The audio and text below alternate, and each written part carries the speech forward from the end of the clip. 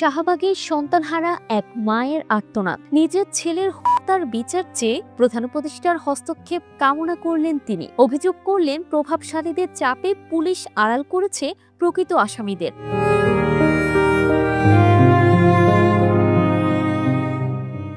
গত বছরের ৮ই সেপ্টেম্বর নবাবগঞ্জে পরিকল্পিতভাবে আগুনে পুড়িয়ে করা হয় জাহিদকে। ঢাকা মেডিকেল কলেজের বার্ন ইউনিটে মৃত্যুর আগে এক ভিডিও বার্তায় হত্যাকারীদের নামও জানিয়েছিলেন তিনি। জাহিদ হত্যার সঠিক তদন্ত বিচার। আমি মালিক দেওয়ান, নাজমা বেগম, এমদাদুল দেওয়ান, রতন দেওয়ান, মতুর শিকদার, রমান আলী চয়ন, রাব্বি দেওয়ান, মুসলিম উদ্দিন, পায়েল সহ আরো অনেক, এই ১০-১১ জনের আমি বিচার ও ফাঁসি চাই।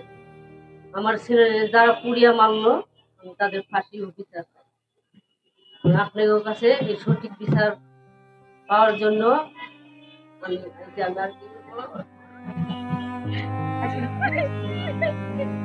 ঠিক আছে।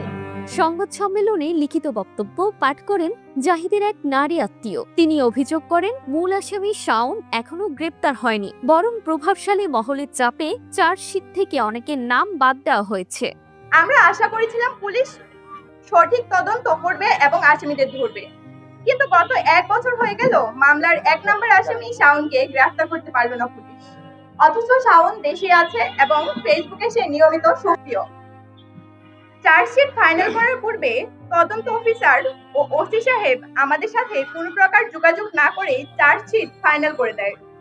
জাহিদের বাবা জানান, বিচার চেয়ে পোস্টার লাগালে আসামিরা পুলিশের সহযোগিতায় পোস্টার ছিঁড়ে ফেলে এবং জাহিদের পরিবারকে হুমকি দেয়।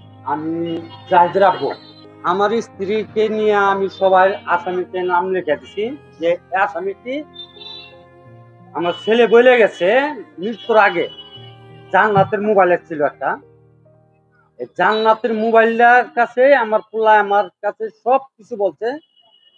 ওর মোবাইলটার ভিতরে আমার পোলা রেকর্ডিং আছে। যেন মামলা করা হইলো এদের নামে, এই পর্যন্ত ওসি স্যারে তদন্ত স্যার আমার বাড়িতে আসে নাই, কোনোদিনই আসে নাই। আমি গেছি, কয়েকবারই গেছি, যাওয়ার পরে আছে দেখো চার্জশিটটা আসুক, আসার পরে তোমাদের বাড়িতে আমরা যাবো তদন্ত করতে যাবো। যেন আমার ছেলে মারলো দেন রশিদ সব মালিক দেওয়ার সবচেয়ে কাছের লোক হয়ে গেছে। আর টাকা দেয় আমার ছেলে মারার পরে টাকা দেয় বিল্ডিং বাড়ি থেকে টাকা পয়সা জোগায় আমি পোস্টারটি ছাপাইছি। এই পোস্টারটি ওই ক্যামেরা আছে দেখেন আপনারা কিভাবে ছিড়ছে। সোহেন মালিকজনের ছেলে সবাই, এই যে সবাই পুলিশ কাছে থাকো চেঞ্জির মতো বলছে, কাছে থাকো পুলিশ কাছে থেকে থামায় নাই।